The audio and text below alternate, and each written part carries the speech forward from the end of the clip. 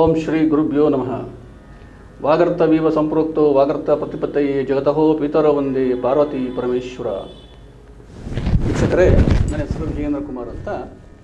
ನಾನು ಸುಮಾರು ಒಂದು 6 ವರ್ಷಗಳಿಂದ ಶಿವಂ ಗುರುಕುಲದಲ್ಲಿ ಈ ಒಂದು ನಾಡಿ ಜ್ಯೋತಿಷ್ಯನ ಅಭ್ಯಾಸ ಮಾಡ್ತಾಯಿದ್ದೀನಿ. ಸೊ ಇವತ್ತು ನಾನು ನಿಮ್ಮ ಹತ್ರ ಒಂದು ಚಿಕ್ಕದಾಗಿ ಒಂದು ಸಂಗತಿನ ಹಂಚ್ಕೊಳ್ಳೋಕ್ಕೆ ಪ್ರಯತ್ನ ಮಾಡ್ತಾಯಿದ್ದೀನಿ. ಏನು ವೀಕ್ಷಕರೇ, ಸಮಸ್ಯೆ ಅನ್ನೋದು ಯಾರಿಗಿಲ್ಲ. ಸೊ ಯಾಕೆ ಜನ ಪ್ರತಿಯೊಬ್ಬ ಮನುಷ್ಯ ಯಾರನ್ನೇ ಕೇಳಿ ಸಮಸ್ಯೆ ಅಂತ ಹೇಳ್ತಾರೆ? ಯಾಕೆ ಎಲ್ಲರೂ ಜನ ಏನಪ್ಪ ಅಂದರೆ ತನ್ನ ಮನಸ್ಸಿನ ಮಾತನ್ನು ಕೇಳ್ತಾರೆ. ಮನಸ್ಸಿನ ಮಾತನ್ನು, ಯಾಕಂದರೆ ಮನಸ್ಸು ಚಂಚಲ ಅಲ್ವಾ?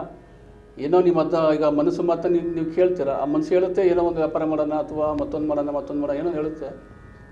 ಅದ್ರ ಪ್ರಕಾರ ನೀವು ಮಾಡಕ್ಕೆ ಹೋಗ್ತೀರಾ. ಸೊ ನಿಮ್ಮ ಟೈಮ್ ಚೆನ್ನಾಗಿದ್ದರೆ ಆ ಮನಸ್ಸು ಏನು ಮಾಡುತ್ತೆ, ನಿಮ್ಮನ್ನು ತುಂಬ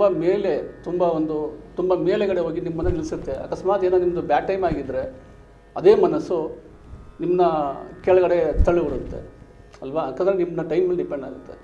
ಸೊ ಇಲ್ಲಿ ನಾವು ಮನಸ್ಸಿನ ಮಾತನ್ನು ಯಾವುದೇ ಕಾರಣಕ್ಕೂ ಕೇಳಬಾರದು. ನಾವು ಆ ಭಗವಂತ ನಮಗೆ ಒಂದು ಆತ್ಮ ಅಂತ ಕೊಟ್ಟಿದ್ದಾನೆ.